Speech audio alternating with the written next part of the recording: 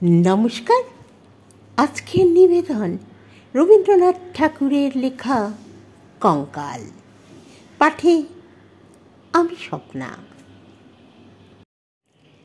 আমরা 3 বাল্যসঙ্গী যে ঘরে শয়ন করিতাম, তাহার পাশের ঘরের দেয়ালে একটি আস্ত নরকঙ্কাল ঝোলানো থাকিত। রাতে বাতাসে তাহার হাড়গুলো খটখট শব্দ করিয়া নড়িত। দিনের বেলায় আমাদিগকে সেই হাড় নাড়িতে হইত। আমরা তখন পণ্ডিত মশায়ের নিকট মেঘনাদ বধ কাব্য এবং ক্যাম্বেল স্কুলের এক ছাত্রীর কাছে অস্থিবিদ্যা পড়িতাম। আমাদের অভিভাবকের ইচ্ছে ছিল আমাদিগকে সকল সর্ববিদ্যায় পারদর্শী করিয়া তুলিবেন। তাহার অভিপ্রায় কতদূর সফল হইয়াছে যাহারা আমাদিগকে জানেন তাহাদের নিকট প্রকাশ করা বাহুল্য, এবং যাহারা জানেন না তাহাদের নিকট গোপন করাই শ্রেয়। তাহার পর বহুকাল অতীত হইয়াছে। ইতিমধ্যে সেই ঘর হইতে কঙ্কাল এবং আমাদের মাথা হইতে অস্থিবিদ্যা কোথায় স্থানান্তরিত হইয়াছে অন্বেষণ করিয়া জানা যায় না। অল্পদিন হইল একদিন রাতে কোনো কারণে অন্যত্র স্থানাভাব হওয়াতে আমাকে সেই ঘরেই শয়ন করিতে হয়। অনভ্যাসবশত ঘুম হইতেছে না। এপাশ ওপাশ করিতে করিতে গির্জার ঘড়িতে বড় বড় ঘণ্টাগুলো প্রায় সবকটাই বাজিয়া গেল। এমন সময় ঘরের কোণে যে তেলের সেজ জ্বলিতেছিল সেটা প্রায় মিনিট 5 ধরিয়া খাবে খাইতে খাইতে একেবারে নিভিয়া গেল। ইতিপূর্বেই আমাদের বাড়িতে 2-একটা দুর্ঘটনা ঘটিয়াছে, তাই এই আলো নেবা হইতেই সহজে মৃত্যুর কথা মনে উদয় হইল। মনে হইল এই যে রাত্রি 2 প্রহরের একটি দীপ শিখা চির অন্ধকারে মিলাইয়া গেল, প্রকৃতির কাছে ইহাও যেমন, আর মানুষের ছোট ছোট প্রাণ শিখা কখনো দিনে কখনো রাতে হঠাৎ নিবিয়া বিস্মৃত হইয়া যায়, তাহাও তেমনি। ক্রমে সেই কঙ্কালের কথা মনে পড়িল। তাহার জীবৎকালের বিষয়ে কল্পনা করিতে করিতে সহসা মনে হইল একটি চিতন পদার্থ অন্ধকারের ঘরের দেয়াল হাতড়াইয়া আমার মশারির চারিদিকে ঘুরিয়া ঘুরিয়া বেড়াইতেছে। তাহার ঘন ঘন নিঃশ্বাসের শব্দ শোনা যাইতেছে। সে যেন কিছু খুঁজিতেছে, পাইতেছে না, এবং দ্রুততর বেগে ঘরময় প্রদক্ষিণ করিতেছে। নিশ্চয়ই বুঝিতে পারিলাম সমস্তই আমার নিদ্রাহীন উষ্ণ মস্তিষ্কের কল্পনা, এবং আমারই মাথার মধ্যে বো বো করিয়া যে রক্ত ছুটিতেছে তাহারই দ্রুত পদশব্দের মতন শোনাইতেছে। কিন্তু তবুও গা ছমছম করিতে লাগিল।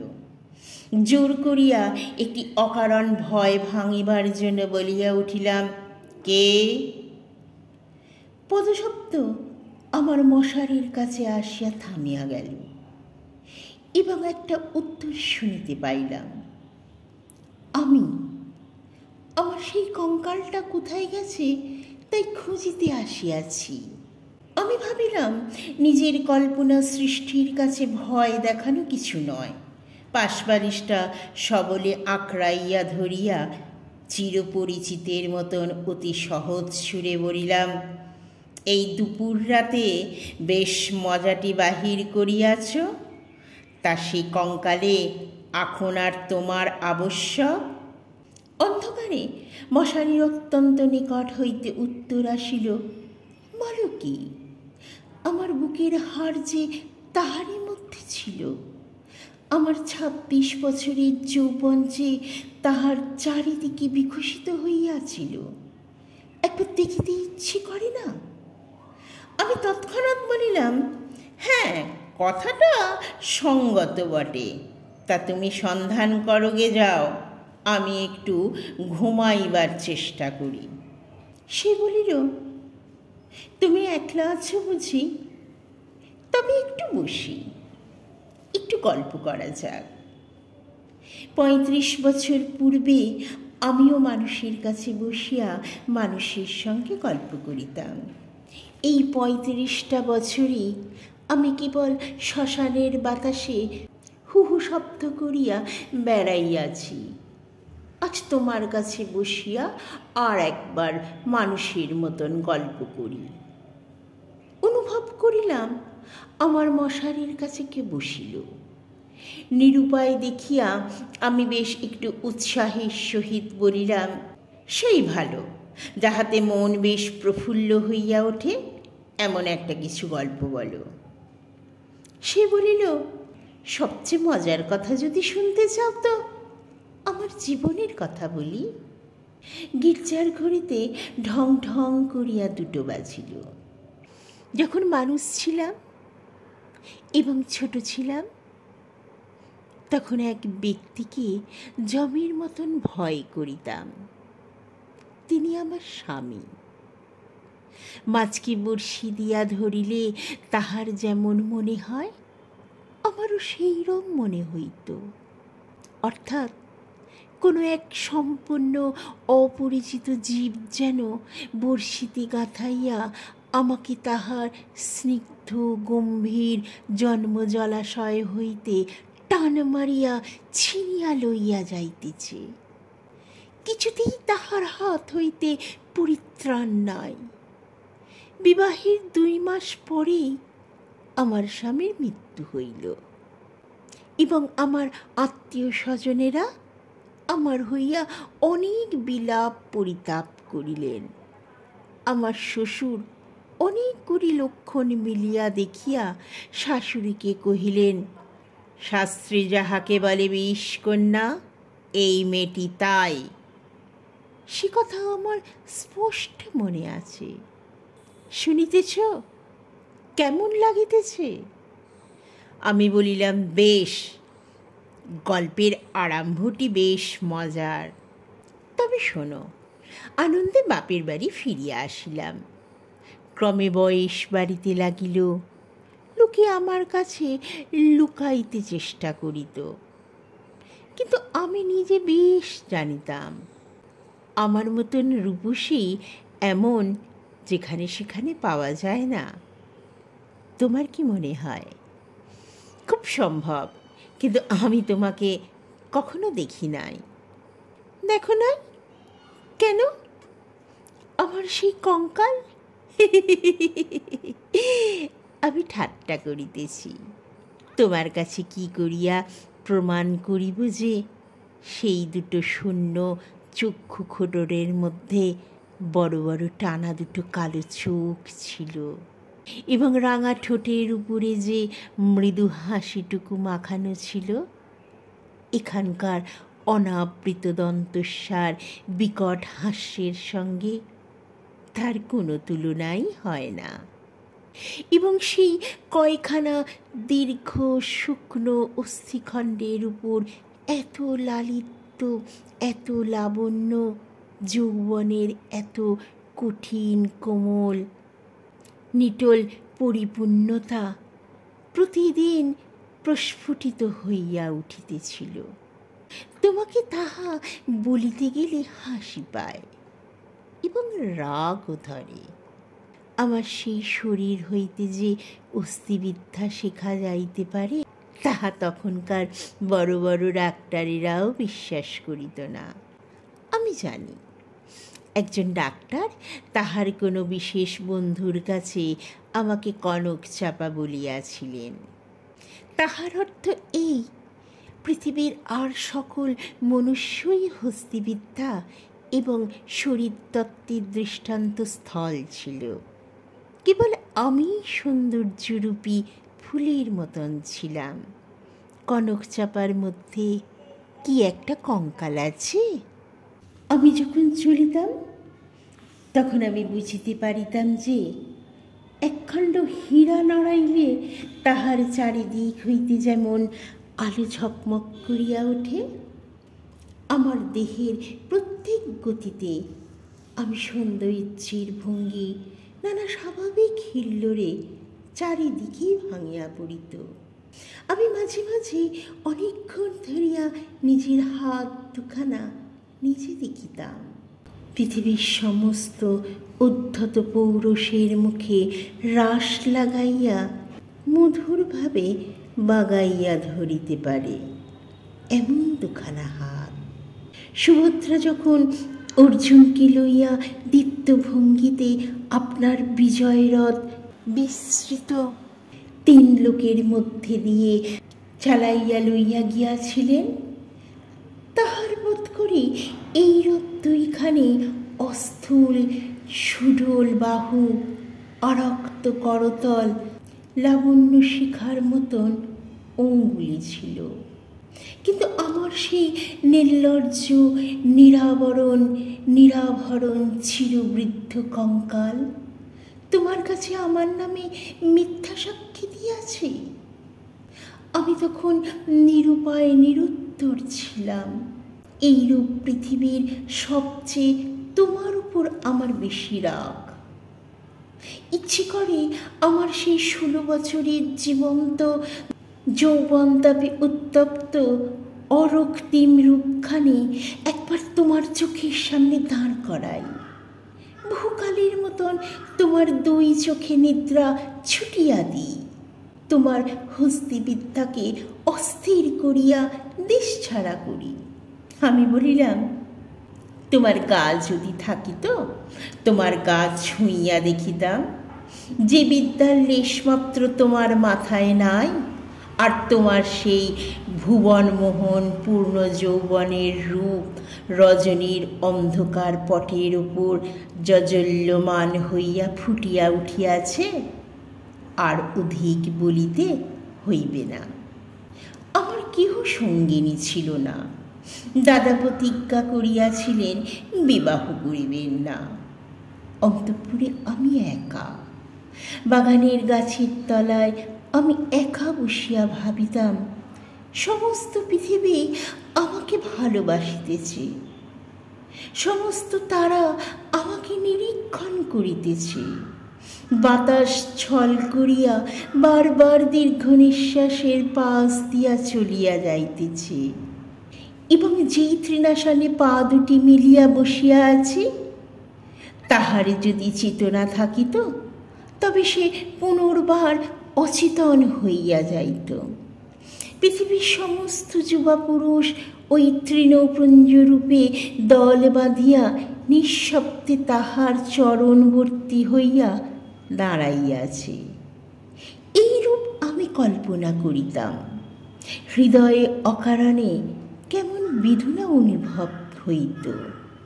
দাদার বন্ধু শশীশেখর যখন মেডিকেল কলেজ হইতে পাশ হইয়া আসিলেন, তখন তিনি আমার বাড়ির ডাক্তার হইলেন।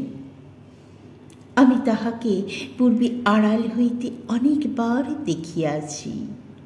দাদা অত্যন্ত অদ্ভুত লোক ছিলেন।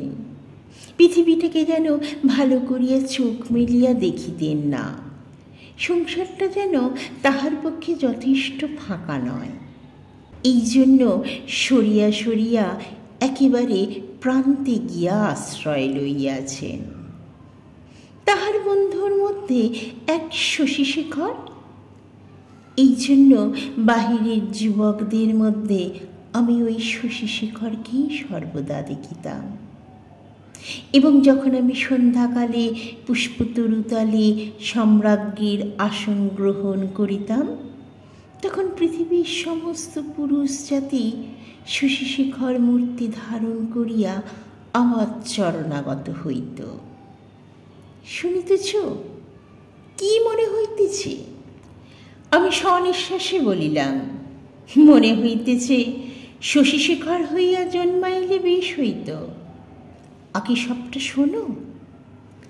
একদিন পাতলার দিনে আমার জ্বর হইয়াছে। ডাক্তার দেখিতে আসিয়াছেন, এই প্রথম দেখা। আমি জানলার দিকে মুখ করিয়াছিলাম। সন্ধ্যার লাল আভাটা পড়িয়া রুগ্ন মুখের বিবর্ণতা যাহাতে দূর হয়। ডাক্তার যখন ঘরে ঢুকিয়াই আমার মুখের দিকে একবার চাহিলেন, তখন আমি মনে মনে ডাক্তার হইয়া কল্পনায় নিজের মুখের দিকে চাইলাম। সেই সন্ধ্যালোকে কোমল বালিশের উপরে একটি ঈষৎ ক্লিষ্ট কুসুম লিপন মুখ, অসংযমিত চূর্ণ কুন্তল ললাটের উপর আসিয়া পড়িয়াছে এবং লজ্জায় আনমিত বড় বড় চোখের পল্লব কপলের উপর ছায়া বিস্তার করিয়াছে। ডাক্তার নম্র মৃদুস্বরে দাদাকে বলিলেন, একবার হাতটা দেখিতে হইবে। আমি গাত্রাবরণের ভিতর হইতে ক্লান্ত সুগল হাতখানি বাহির করিয়া দিলাম। একবার হাতের দিকে চাহিয়া দেখিলাম, যদি নীলবর্ণ কাঁচের চুড়ি পরিতে পারিতাম তো আর বেশ মানাইত। রোগীর হাত লইয়া নাড়ি দেখিতে ডাক্তারের এমন ইতস্তত ইতিপূর্বে কখনো দেখি নাই। অত্যন্ত অসংলগ্নভাবে কম্পিত অঙ্গুলিতে নাড়ি দেখিলেন। তিনি আমার জ্বরের উত্তাপ বুঝিলেন। আমিও তাহার অন্তরের নাড়ি কিরূপ চলিতেছে কতকটা আভাস পাইলাম। বিশ্বাস হইতেছে না।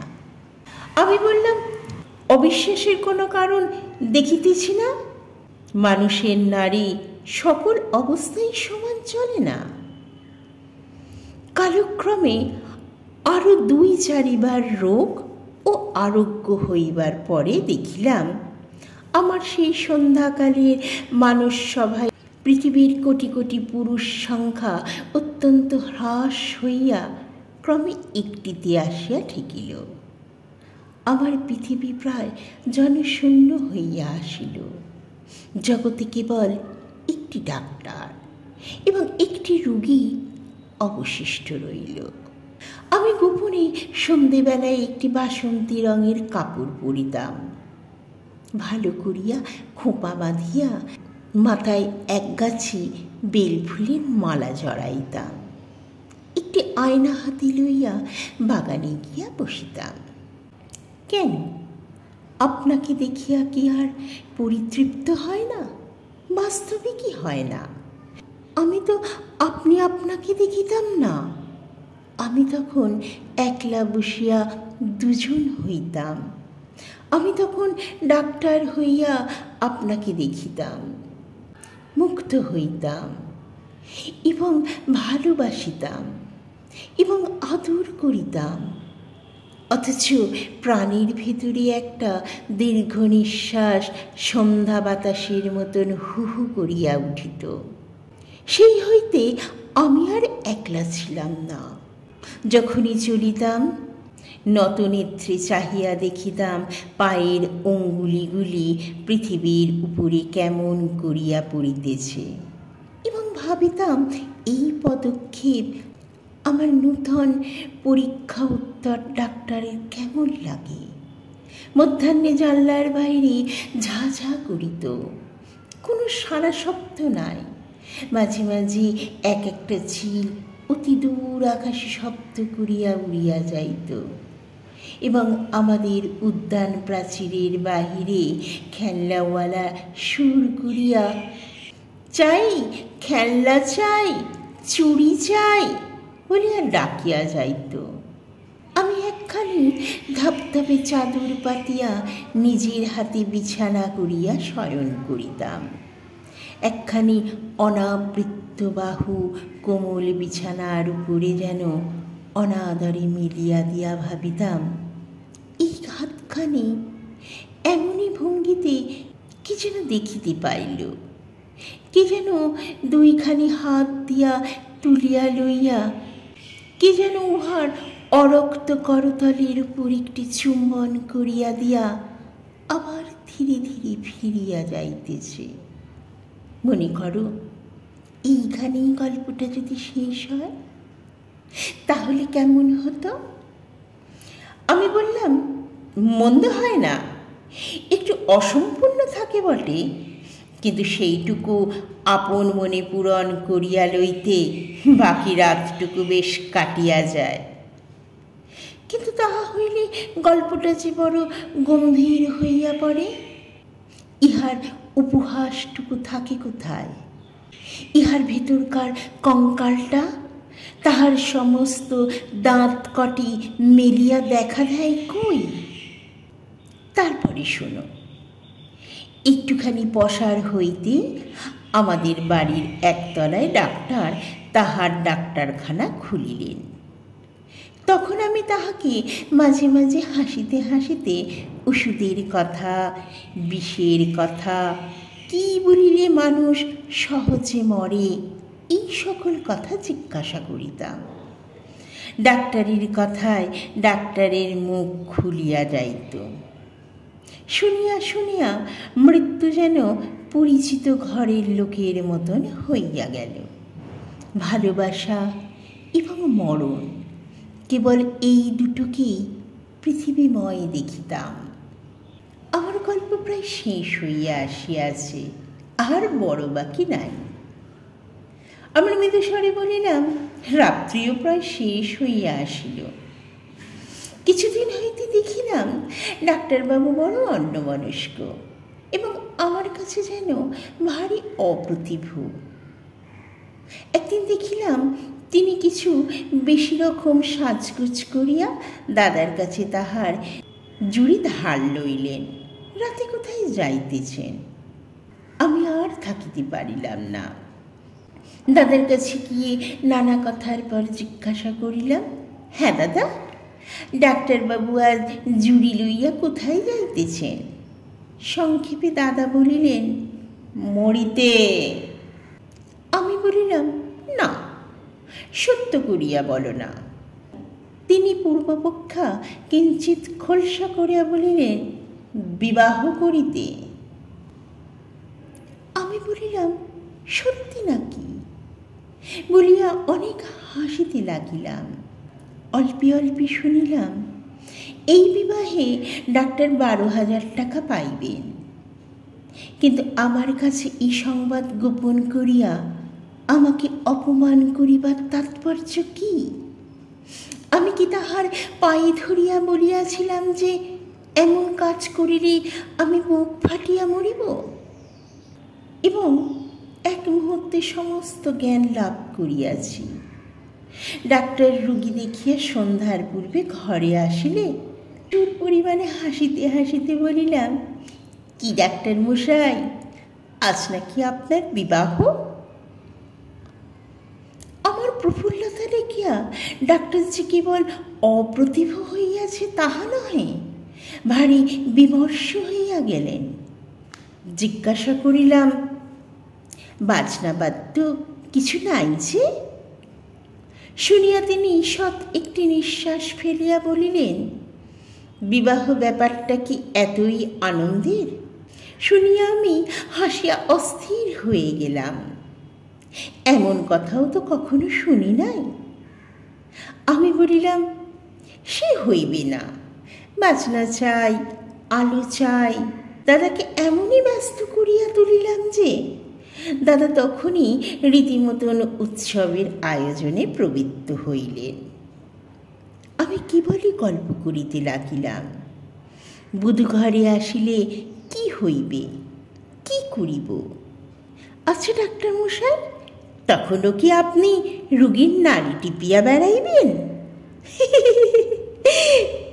যদিও মানুষের, বিশেষত পুরুষের মন দৃষ্টিগোচর নয়, তবু আমি শপথ করিয়া বলিতে পারি কথাগুলি ডাক্তারের বুকে শেলের মতন বাজিতেছিল। অনেক রাতে লগ্ন।